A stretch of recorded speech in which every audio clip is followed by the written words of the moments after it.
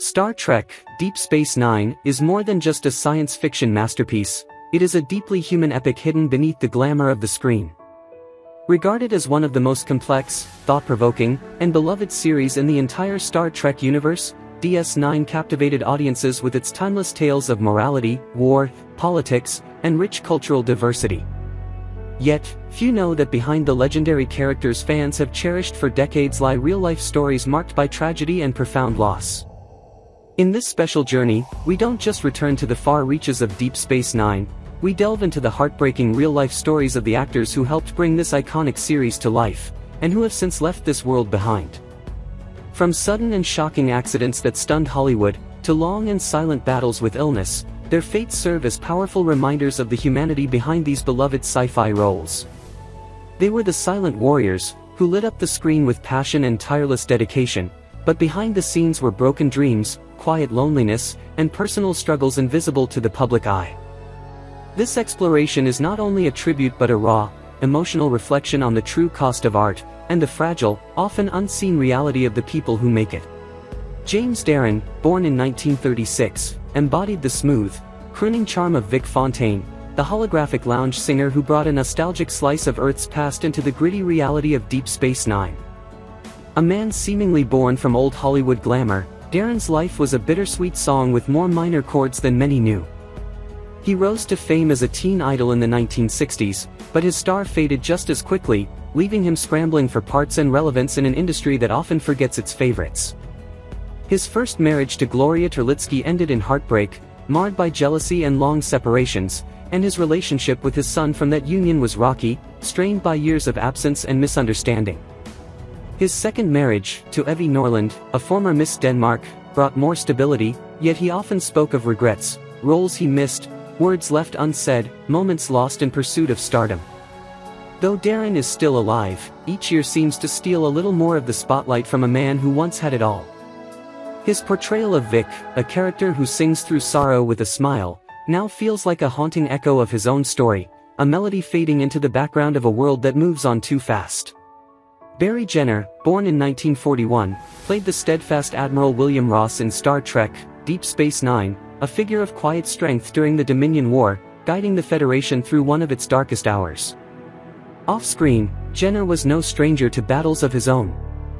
His early life was marked by a yearning to break free from a rigid, emotionally reserved upbringing. Though he found modest fame through guest roles and recurring appearances in television, it was never the level of recognition he longed for. His marriage to actress Suzanne Hunt brought companionship but was not without friction. The pressures of balancing careers and raising children in the demanding world of show business weighed heavily on their relationship. Friends recalled him as a man who gave so much to others but found it difficult to ask for help himself. In 2016, Barry died from acute myeloid leukemia, a cruel and swift disease that offered little time for goodbyes. He passed away with dignity, but the pain of unfinished dreams lingered, his final episode long aired, his voice silenced, leaving behind a legacy few truly understood or fully appreciated. Brock Peters, born July 2, 1927, brought gravitas and heartfelt depth to the role of Joseph Sisko, father of Captain Benjamin Sisko, in Star Trek: Deep Space Nine. A man of commanding voice and presence, he also portrayed the Preacher in Star Trek IV: The Voyage Home, but it was as Joseph Sisko that Peters etched his soul into the hearts of fans. In those tender scenes set in the warmth of a New Orleans restaurant, Peters embodied a father's quiet strength and a man's enduring wisdom. His earlier life was shaped by hardship. Raised in Harlem, he was the son of a Senegalese sailor and a single mother who toiled as a domestic worker. Though he rose to prominence with his powerful portrayal of Tom Robinson in To Kill a Mockingbird, Hollywood often limited him to roles tinged with struggle and subservience, a painful echo of a society slow to change. His longtime partner Dolores died in 1989, a loss from which he never fully recovered. They had a daughter, Lise, who remained a quiet constant in his life. In his final years, cancer hollowed him from within. He passed away on August 23, 2005, in Los Angeles, his body failing after a long battle, his voice, once thunderous and rich, finally silenced. The world lost a profound storyteller, and those who knew him spoke of a man whose kindness outshone his fame. Even as he died in quiet obscurity, his legacy too often overlooked.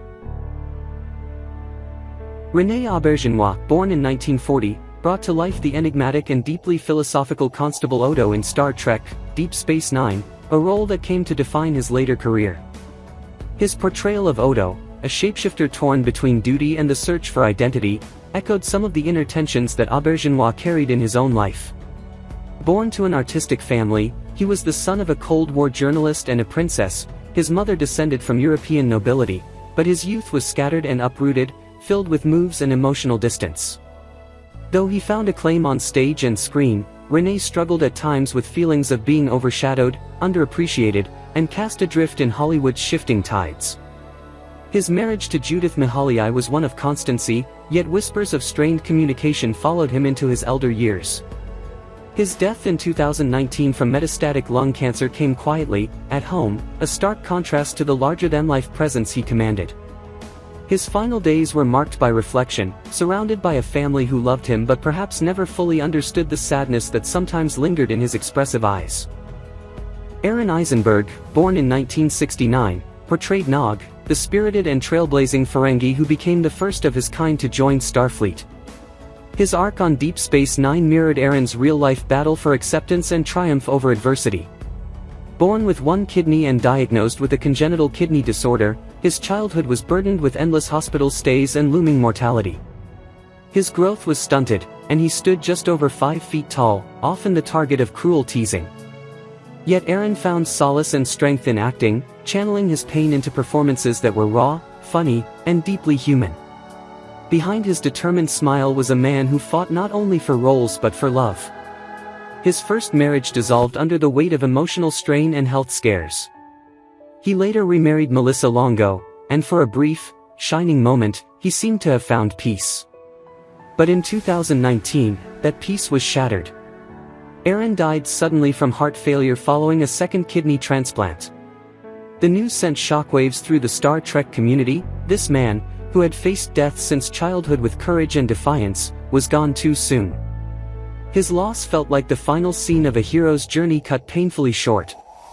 Cecelia Adams, born February 6, 1958, portrayed the eccentric and fiercely loving Ishka, Quark and Rom's mother, in Star Trek: Deep Space Nine, taking over the role in later seasons. Her rendition of the Ferengi matriarch was infused with boldness, humor, and an unmistakable human warmth beneath layers of alien makeup. Adams also made a fleeting appearance as a patron in Vic Fontaine's lounge, a blink-and-you-miss-it moment that nevertheless held weight for those who knew her talent. The daughter of actor Don Adams, famed for Get Smart, Cecily struggled under the long shadow of his fame and the weight of his absence during her youth. Though she found her own voice in acting and casting, she often carried the ache of never feeling quite seen.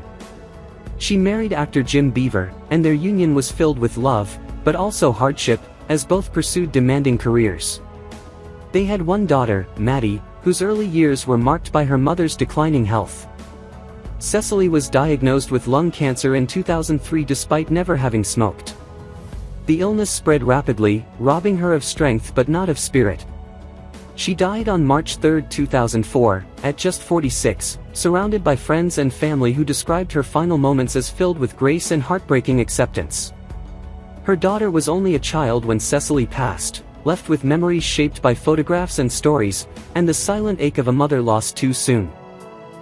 Avery Brooks, born October 2, 1948, became the indelible soul of Star Trek: Deep Space Nine through his portrayal of Captain Benjamin "Ben" Sisko. As both commander and later captain, Brooks gave the franchise one of its most complex and profound leaders: a widowed father, a prophet, a warrior, and a man constantly torn between duty and destiny. Behind the camera, however, Brooks was a fiercely private man, shaped by both brilliance and pain. Raised in a household steeped in music and activism, his mother was among the first African American women to earn a master's degree in music from Northwestern. Avery's life was a testament to the struggles and triumphs of black excellence in a world often hostile to it.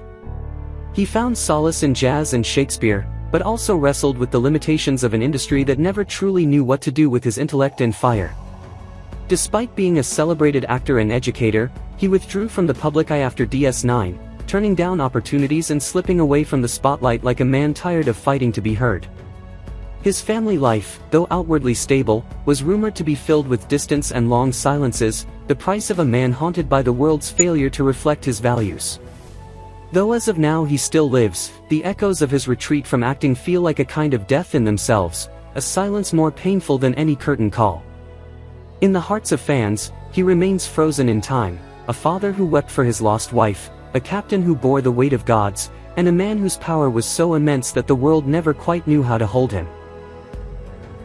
Louise Fletcher, born in 1934, portrayed the calculating and self-righteous Kai Wynn in Star Trek, Deep Space Nine, a role that allowed her to channel a lifetime of suppressed fury and grief.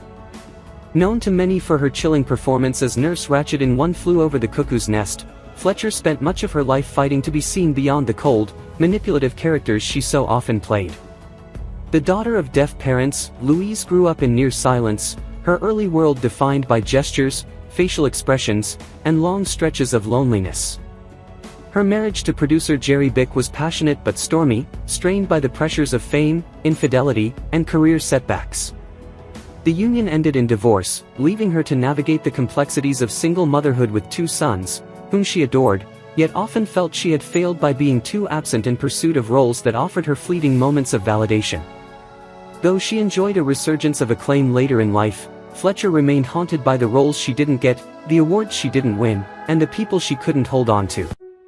When she died in her sleep in 2022 at the age of 88, it was in a modest home far from the spotlight, her name remembered more for characters audiences feared than for the quiet, yearning soul behind them.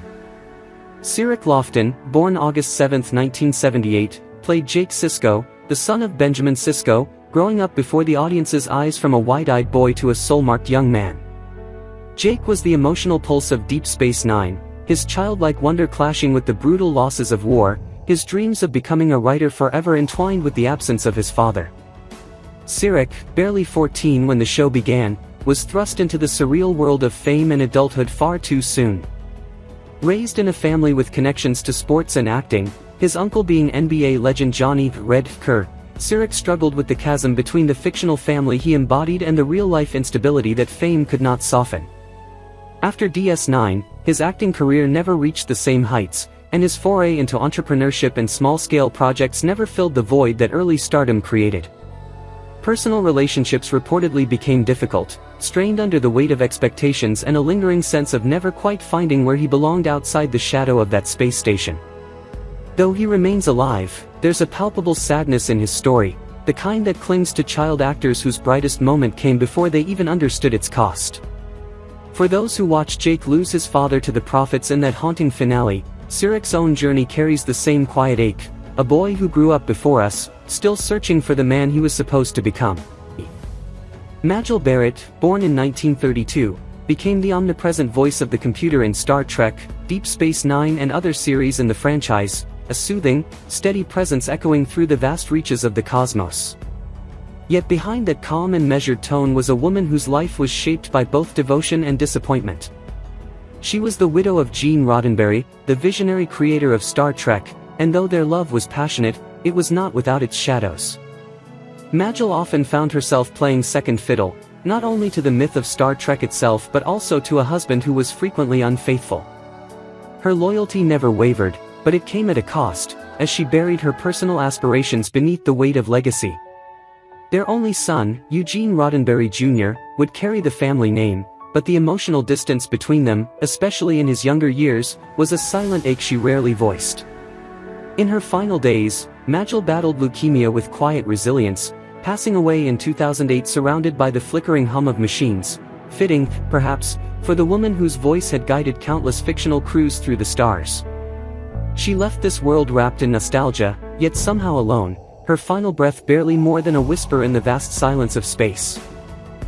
What are your thoughts on the passing of the actors from Star Trek, Deep Space Nine, and who do you miss the most among them?